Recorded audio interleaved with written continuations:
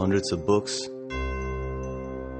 thousands of essays, tens of memoirs have been written, and countless documentaries have been made since the infamous event of 1978-79 in Iran. But each and all failed to convince me, an Iranian American, born and raised in the Washington, D.C. area, or my father, who was born and raised in Iran, of why it had to happen, and why it had to happen the way it did. We keep questioning ourselves to no avail that if life in Iran was as bad as some claim it was in those old days, a society with no freedom, under suffocating dictatorship, corruption, recession, and unfair distribution of wealth, then why is there such a strong sense of nostalgia among all the Iranians that we have seen for those old days? And if it was a revolution that everyone wanted, then what are we doing here? What are millions like us doing scattered around the globe, away from home? The failure of over 3 decades in attempts to come up with a convincing answer roots in the fact that the truth about what triggered the event in Iran has been so elusive, negligently or intentionally perhaps. And this story has been muddled by the ceaseless repetition of misinformation and disinformation, to the point that this story could never fly.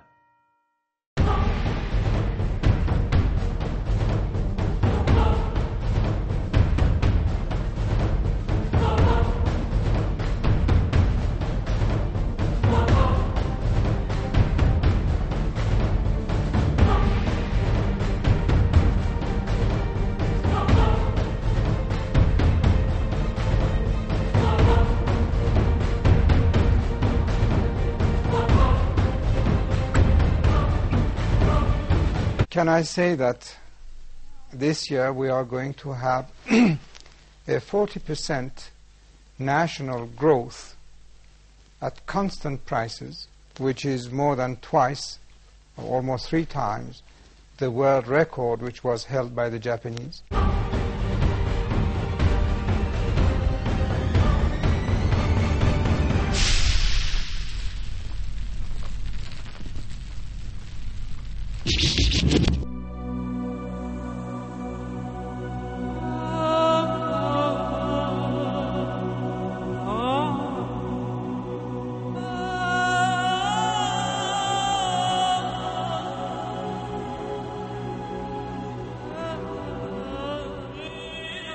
Iran, because of the great leadership of the Shah, is an island of stability in one of the more troubled areas of the world. This is a great tribute to you, Your Majesty, and to your leadership, and to the respect and the admiration and love which your people give to you.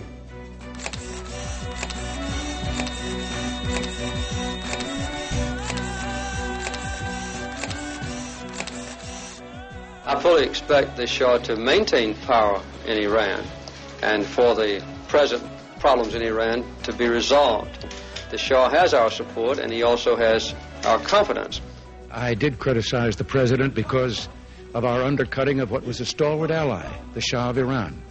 And I am not at all convinced that he was that far out of line with his people or that they wanted that to happen. The Shah had done our bidding and carried our load in the Middle East for quite some time. And I did think that it was a blot on our record, that we let him down. Have things gotten better? The Shah, whatever he might have done, was building low-cost housing, had taken land away from the mullahs and was distributing it to the peasants so they could be landowners, things of that kind.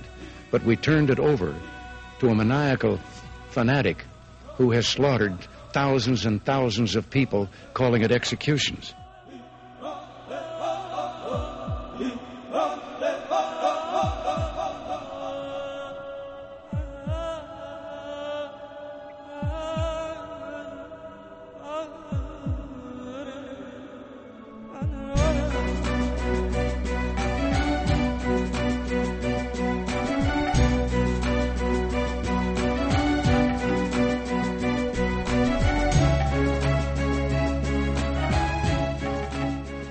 destiny?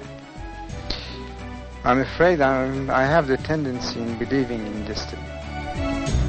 I have the tendency in believing in destiny.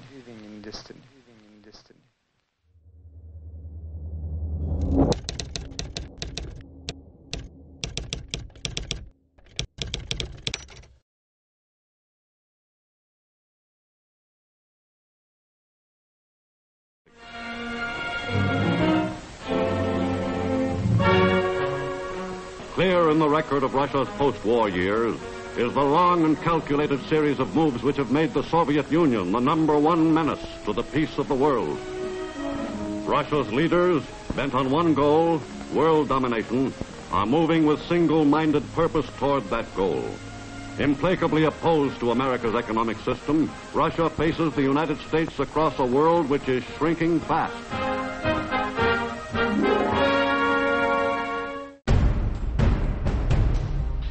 It may now sound like a fool's dream, but it had been a continuous obsession for the White House and in many other capitals within the Western Hemisphere to block the spread of communism with religion,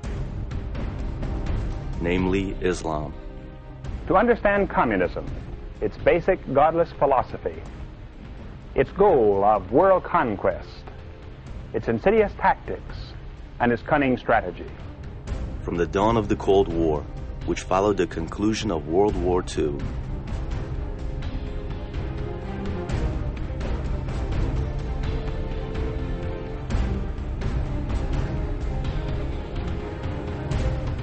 U.S. politicians felt that since communism was based on hostility towards religious belief, the more religious a country was, the more likely it would be against communism and subsequently become a natural ally of America, communism's arch nemesis.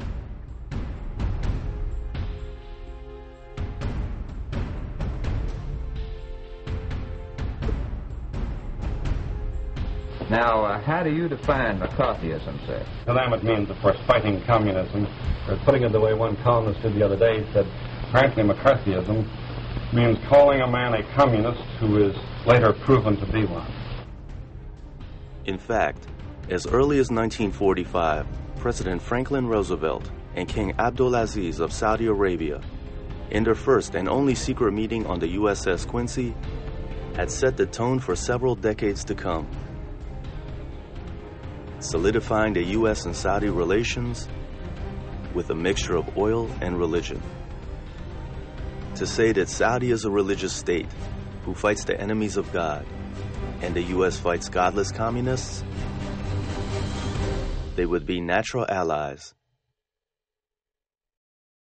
In spite the fact that at the same time, Saudi's King Abdulaziz had openly declared that communism is a creation of Zionism, and their fight against each other is not for real.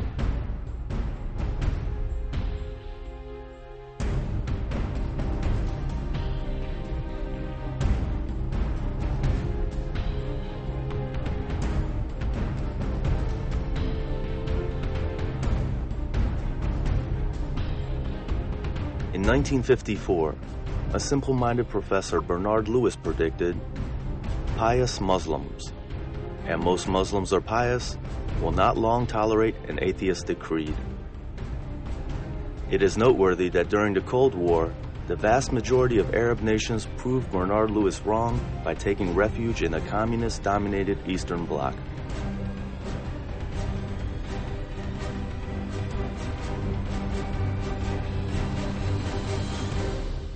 Then came Brzezinski. Zbigniew Brzezinski, the National Security Advisor to President Carter, amplified this idea in what is known now as the Brzezinski Doctrine. The idea was to create a so-called Green Islamic Belt in the neighboring countries of the former Soviet Union to stop or reduce the threat of the Soviets' ambition of eventual access to the warm waters of the Persian Gulf. We know of their deep belief in God, and we are confident that their struggle will succeed. That land over there is yours. You'll go back to it one day because your fight will prevail and you'll have your homes and your mosques back again because your cause is right and God is on your side. For Iranians, the idea was not so new at all. Scholars such as Ahmad Kasravi, one of the brightest minds in Iran's history, had argued against the idea that Islam could prevent communism decades before. Ahmad Kasravi wrote, "The hope to prevent communism by religious aid is unjustified. If one wishes to stop communists, then he should use a logic better than theirs, and to illuminate clearly the weaknesses which exist in the whole principles of communism. If Iranians refuse to fall for the communist propaganda, it won't be because they are Muslim or for Islam's sake." One politician was saying, "Since the Soviets have declared religion illegal, we want to make Islam strong."